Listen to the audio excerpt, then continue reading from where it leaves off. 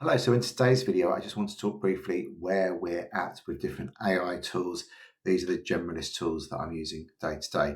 So obviously you'll be familiar with ChatGPT. At the moment, that's the main thing that's happening. It's like in the Alta Vista of the internet age. Generally for most purposes, that or its associated version from Microsoft, which is Copilot, is probably your best bet for most tasks. However, there's lots of other competitors. So I'm just going to quickly look at those. We'll start with Claude.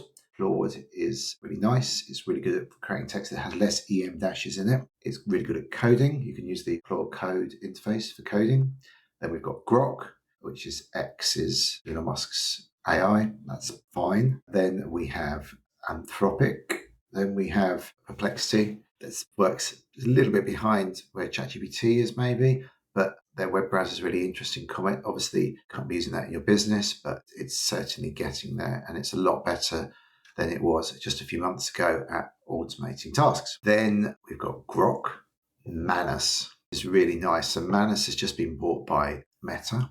It's a Chinese company that's based in Singapore. Not sure how that works. And what's nice about that is you can interrupt it while it's doing tasks. It's a much more autonomous agent.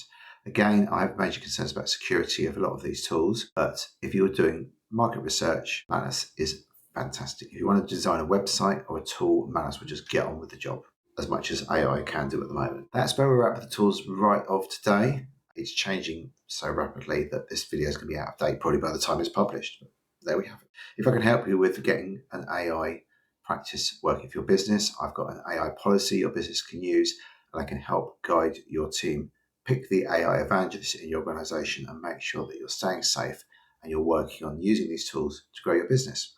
If that sounds like something you're trying to do, reach out to me. I'm not a vibe coder. I'm an experienced manager who can help reduce the risk but get change made at a reasonable pace. Have a great day. Speak soon.